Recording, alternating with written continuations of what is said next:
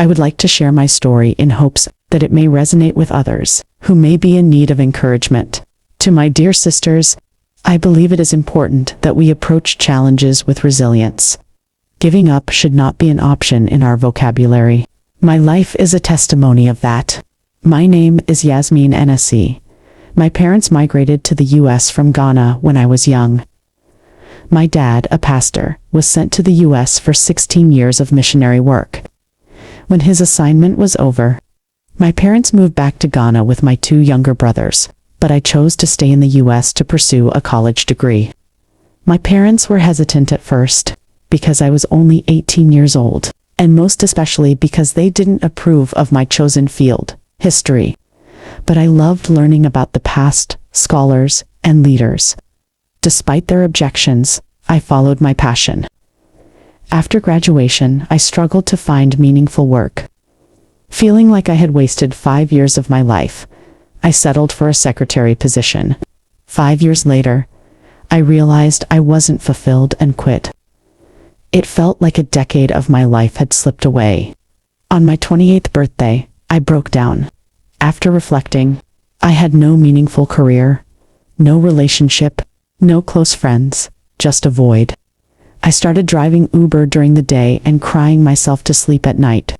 Pressured by my parents to get married, I joined a Facebook dating app, but every man I met was uninterested in someone who lacked direction.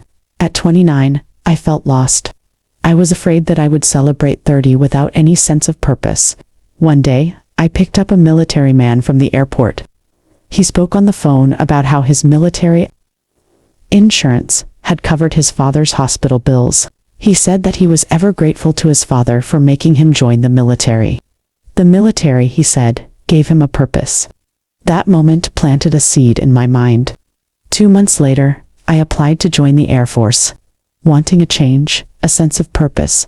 Military life was all the change that I needed. It gave me structure, new friends, and a renewed sense of self. I discovered a passion for aviation and enrolled in aviation school with military support. At 34, I graduated with distinction. I stopped worrying about marriage and focused on my career. Soon, I began flying for a local airline. While it was an accomplishment, I dreamed of flying internationally. My 6-year military contract prevented that. Once it ended, I applied to a larger local airline to gain flight hours. In order to qualify for an international gig, I became the first Ghanaian woman to fly for the prominent Alpha airline, a record-breaking moment for me. Despite these achievements, challenges gnawed at me like we had soul ties.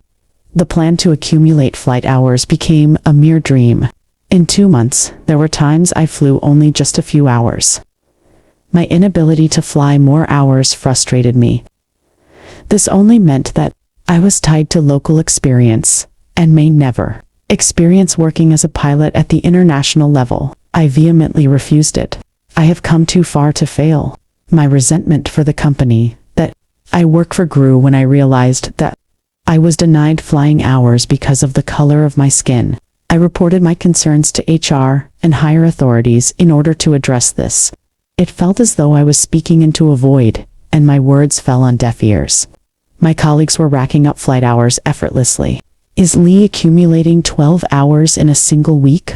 I only secured 10 hours in an entire month, not without a fight. It was infuriating to watch people.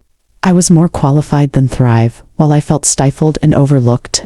One particular day, after yet another fight, I was assigned to a flight from Atlanta to Dallas, Texas as a co-pilot. I woke up that morning feeling positive.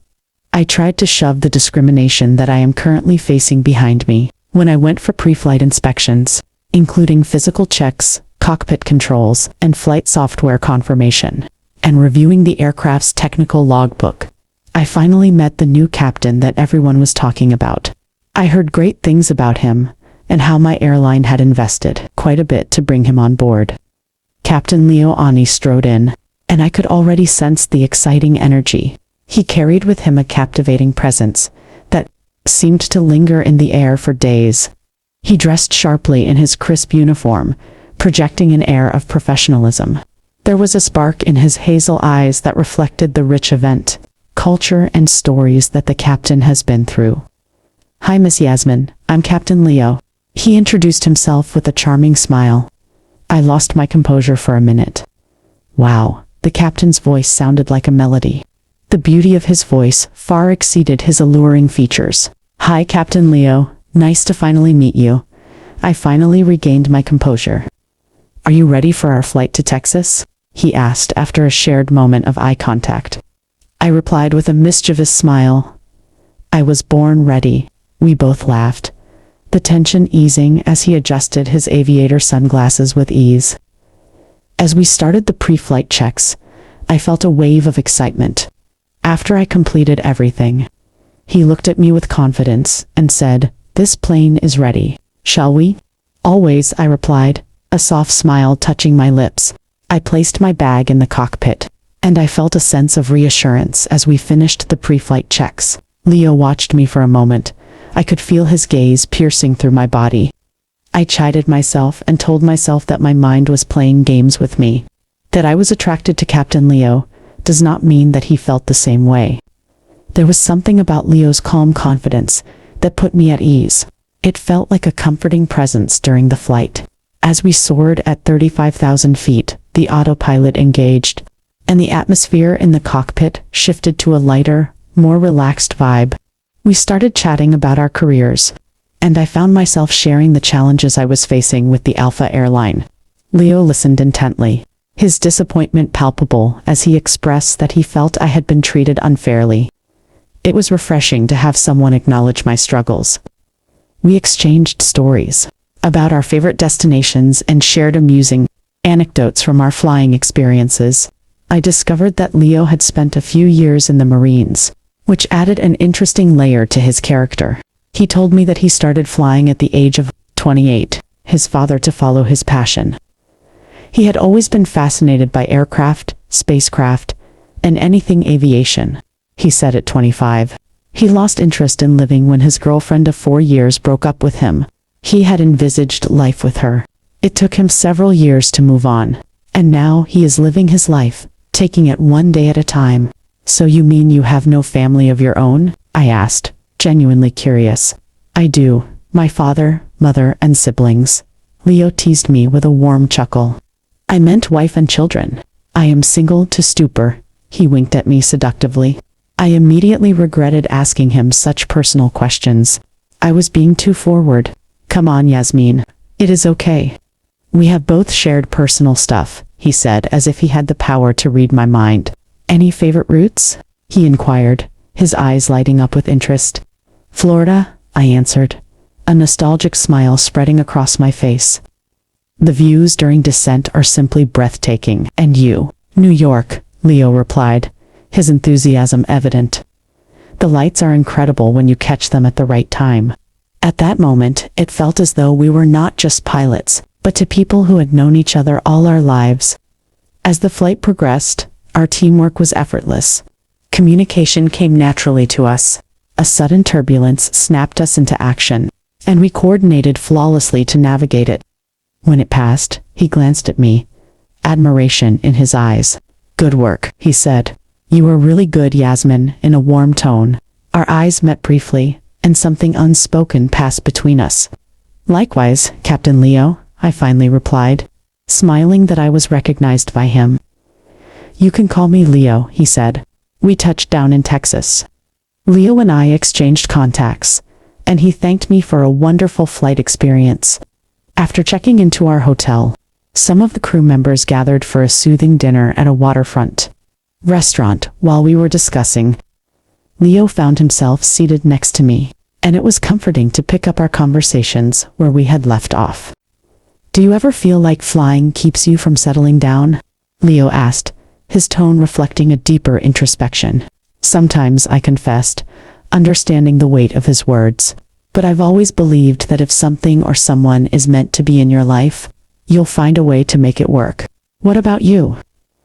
Leo paused as if searching for the right words. "I used to think that too. But lately, I've started to wonder if I've been so focused on flying that I've missed out on other important things." I considered his feelings carefully. "I think you're just waiting for the right person to share the journey with." Sometimes it takes time to find that connection. Our conversation flowed easily, wrapping us in a sense of warmth long after the meal ended. As we walked back to the hotel beneath the starlit sky, our bond deepened, and it felt as if we had known each other for years. In the months that unfolded, our friendship blossomed into something beautiful. We enjoyed spending time with each other outside work. We both shared the same passion for photography, hiking, and classic films. Although we maintained a veneer of professionalism at work, it became glaring to our colleagues that something deep was brewing between us. 10 months after my first meeting with Leo, he noticed my lower flight hours compared to my colleagues in the same rankings as me. It bothered him to see me struggling, and he took it upon himself to turn things around. In a bold move, he addressed management, emphasizing the importance of equity within the crew. Being a respected figure in the company, his words carried weight, prompting a reassessment of the situation. However, despite the initial efforts, the months passed, and my flight time remained abysmally low. Leo gave the company an ultimatum. He told them that he would exit the company if I didn't receive the same flight hours as my peers. His courage and tenacity paid off, leading to a significant increase in my schedule. I was grateful to them. His actions filled me with gratitude and joy. When we spent more time together, we decided it was best. We looked elsewhere where staff were treated with respect and fairness. We both resigned.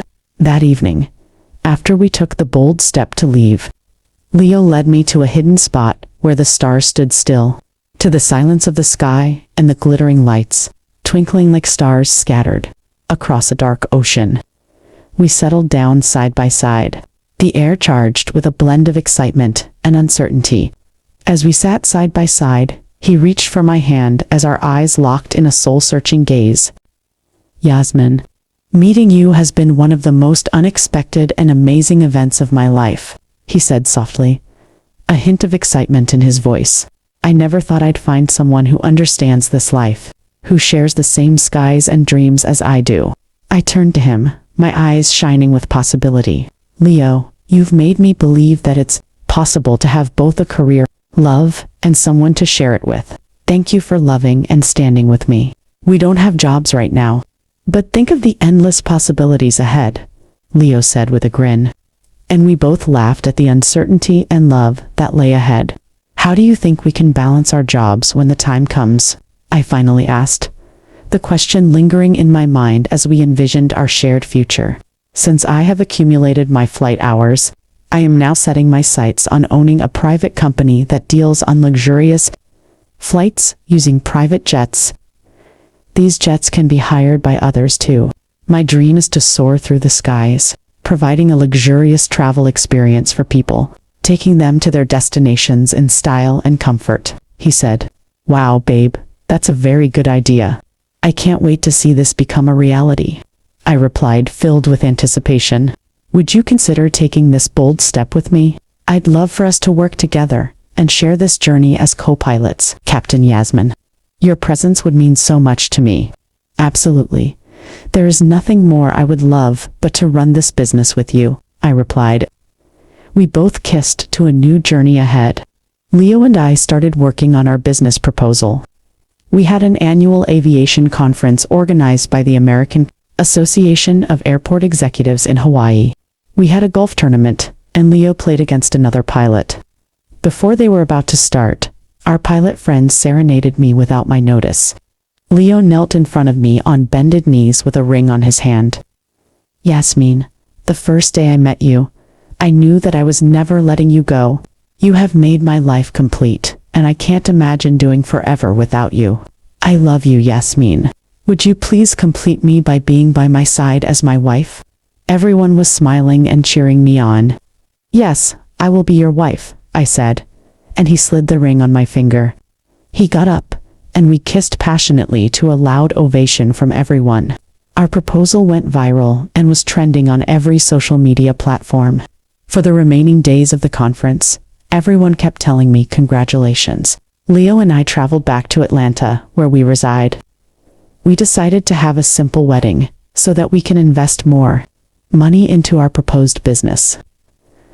3 months after the proposal, I was with Leo at his apartment on Sunday evening, relaxing in the living room when we heard a knock. I asked Leo if he was expecting anyone, because Sunday is the day we spend quality time together. He responded saying he wasn't expecting anyone. He stood up and went to the door. I heard a woman's and a young girl's voice. Leo was talking with them, and there was a lot of back and forth. I decided to go join them to see what was happening. I was surprised to see a Caucasian woman in her early 30s, accompanied by a wide-eyed 10-year-old girl. The moment the little girl looked at me, my heart sank. She had Leo's eyes. The woman wasted no time. "This is Leo's daughter," she said, her voice steady but laced with bitterness. "For 10 years I have been taking care of this child alone. My life has been on standstill since I gave birth to Kayla with no support from anyone. Thank God for your viral proposal video. I was able to recognize Leo and track him to this place with the help of a local private investigator," she said. Leo invited them in. The weather was too cold as Kayla was almost shivering. I sank on my chair. My world spun. Leo, a child. For 10 years. I sat there frozen, trying to process her words while the little girl looked at me with innocent curiosity. We excused Kayla as she watched the TV and went to the dining room. I wanted to scream, to cry, but instead, I kept my composure. Nodding along as she recounted her story, Leo tried to comfort me, but I moved away from his arms. Clara continued with her story. "It happened 11 years ago. I was working as a bartender in one of the bars in Boston when Leo walked in. One could tell that he was heartbroken. He kept drinking and drinking nonstop. He was the last person left in the bar. He kept mentioning a lady's name, Clara, and could barely stand up from his chair. I couldn't let him go home in his state. I took him home with me. I removed his shirt and was mesmerized by his body. He had the most beautiful body, well-toned abs and muscular arms. Please go straight to the point," I said, eyeing her. So, I couldn't resist him. We had sex that night. Leo quickly corrected, "You took advantage of me." "Anyways," Clara continued. "Before I woke up the next morning, Leo took his things and left. I never saw him, nor heard from him. I found out 1 month later that I was pregnant. I thought the child belonged to my boyfriend. But when I gave birth to Kayla, she had hazel eyes different from my boyfriend and I. My boyfriend knew right away that Kayla was not his. He requested a DNA test, and it turned out that Kayla wasn't his. He dumped me, and I have been left with Kayla ever since. I was raised in foster care, with no parents or siblings. Saddled with the burden of a child, I couldn't continue my schooling. I never wanted to raise my child in the same system that I grew up in. I am not perfect, but I love my child, my only family." After Clara finished, Leo and I were shocked with the revelation. It was a lot to take in. A man with a child was a deal breaker for me. I wanted to start a family with someone on a clean slate, where our first child is our first child. Hearing these 4 weeks to our marriage was shattering for me. Leo looked at me from where he was sitting, and I returned his look with many unspoken words. He expressed his disappointment in Clara for taking advantage of a drunk man who was going through heartbreak from his then-girlfriend. Clara apologized, and then said, "Have you seen you? You are smokingly hot." I looked at her sharply, and she maintained. Leo continued that now that child is involved, he wasn't one to run away from his responsibility. He insisted that he would conduct a DNA test and proceed from there. We all drove Clara and Kayla back to the hotel they lodged. I knew that DNA test was just for formalities, because Kayla had Leo written all over. The next day, we all went to a DNA testing center. Just like I predicted, the result showed that Kayla was Leo's daughter. Leo advised Clara to move down to Atlanta, since she had nothing serious going on in Boston. Also, he wanted to be close to his daughter and make up for all the lost times. Leo got them an apartment close to his. I knew Clara had her eyes on Leo. I could tell from the side remarks she made on how sexy Leo is. I appreciated how Leo took responsibility for his daughter, and I knew this wasn't his fault, but I needed time to process everything. I told him that I needed space. Leo pleaded with me that we should sit and talk things through. I insisted on space to clear my head. Leo called repeatedly for 1 week, but I ignored him when he couldn't take it any longer. He showed up at my apartment on Sunday morning, pounding on the door and begging to be let in. I didn't have the strength to face him. Why couldn't he give me the space that I needed? I eventually came out and saw him looking like a mess. Yasmine, I didn't plan for any of this to happen. I can't take it back, and I can't leave my daughter to grow up on the street. Please do not destroy the sweet love that we share because of this. I can't function without you in my life. Please respond to my messages and calls. I love you, Yasmine. I love you, Leo, but... No buts, Yasmine, he said, leaning towards me as he locked my lips in his mouth. I have missed you, Yas, he said under his breath. I have missed you too, I replied. I let him into the house. We both showered and made slow and sweet love. Leo reminded me of everything that I had missed this past week. I fixed breakfast for him. We both sat and talked about the new development. Leo and I talked about how he would co-parent with Clara. We agreed that he could support Clara to continue with her school since she had to drop out because of Kayla. I told Leo to please maintain boundaries because I wouldn't let Clara in my space. I would support Kayla, but I will not let Clara use Kayla as an excuse to get close to him. Considering how she looks at him, Leo assured me that I had nothing to worry about. 1 week to our wedding, I went out with my friends to finalize wedding details. I was to meet Leo at home after shopping. Leo sat in his living room watching TV when Clara arrived unannounced. She brought Kayla along, under the guise of wanting Leo to spend more time with his daughter. Leo was excited to see Kayla. Leo was distracted by Kayla, who was talking with her daddy. As Kayla went into the kitchen to grab food, Clara moved closer to Leo, grabbed him by his loins. Leo, I have fantasized about you on my bed since the last night, she said. Clara, for the sake of Kayla, I would advise you to maintain your boundaries with me. I am getting married to Yasmine, and she is the love of my life. Nothing can ever come between us. Leo moved away from her.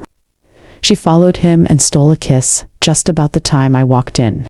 He froze, pushing her away immediately, but it was too late. I walked in just as their lips touched. My face turned pale as I dropped the bag I was holding. My eyes filled with betrayal. Without a word, I ran out of the house, tears streaming down my face. Leo bolted after me, desperate to explain. Yasmine, it's not what you think, he pleaded, his voice cracking. I kept walking, my heart shattered, but Leo wouldn't give up. Please, Yasmine, you are the woman I love, the one I want to spend my life with. Still, I didn't stop, the pain too overwhelming. I got into the car and drove off to my house. I cried and cried. Leo went back inside and sent Clara away. He explained to Kayla that he would come see her some other time. As he returned to the house after seeing Kayla off, Leo's phone buzzed in his pocket. Unknown to him, he had been on a call, leaving messages on my voicemail the entire time. The message captured everything: the sound of Clara advancing, Leo pulling away, and his refusal of her advances. While I was still crying, I received the voicemail. I listened and heard Leo warning Clara to stay away from him. He also professed his love for me. I got my car key to drive to Leo's place. I opened the door and met Leo at the door. I apologized to him for not believing him. Yasmine, how long are we going to continue like this? You don't believe me when I said that I won't put any other woman above you. You need to have some faith in me, Leo said, staring into my eyes. If we are going down that aisle on Friday, then we have to trust each other. I lowered my head as I processed Leo's words. I am sorry, Leo. I will never doubt you again, I replied softly. I could barely finish my statement when I ran into the bathroom to go throw up. Leo ran after me, asking if I was okay. I told Leo that I had missed my period. Together, we used the pregnancy test kit I had picked up earlier that day. When the result turned positive, Leo's face lit up with joy. He pulled me into a warm embrace, his voice soft as he said, "This explains it, the emotions. The tears. It all makes sense now. He lifted me in his arms, carrying me to our bedroom, where we shared a moment of love and intimacy, celebrating the new life growing within me. His excitement about becoming a father was obvious, and his joy filled the room with hope and love. Shortly after, Leo arranged a meeting with Clara, Kayla, and me. He spoke with firmness, making it clear that I was his partner, and that while he would fully support Kayla, Clara needed to respect our boundaries. He emphasized the importance of co-parenting in a healthy and respectful manner, and warned her against any repeat of past behavior. Clara apologized and promised to honor the boundaries. Leo set for our new family dynamic. We got married in a heartfelt ceremony, and Kayla came to live with us. Stepping into the role of her stepmother wasn't easy at first, but over time, she became my own little girl. She was part of Leo, and now she was a part of me. The following year, our family grew again as we welcomed twin boys. Our home became a whirlwind of noise, laughter, and love. Together, we built a life that balanced our careers and family. Leo and I co-piloted on private jets, traveled the world, and raised our 3 children as a team. By the time we retired, we had visited 71 countries. Our new goal was to see 19 more and make it an even 90 before we left this earth. Looking back, I can't help but feel immense gratitude for the day I met that military man at the airport. The bold steps I took led me to a life I wouldn't trade for anything. Through the highs and lows, Captain Leo remained my steadfast co-pilot, the partner who journeyed with me through the good, the bad, and the unexpected twists that made our story truly unforgettable.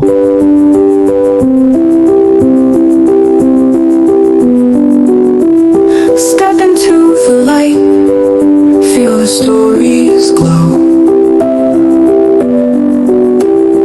Palm lantern ignite, where the tales will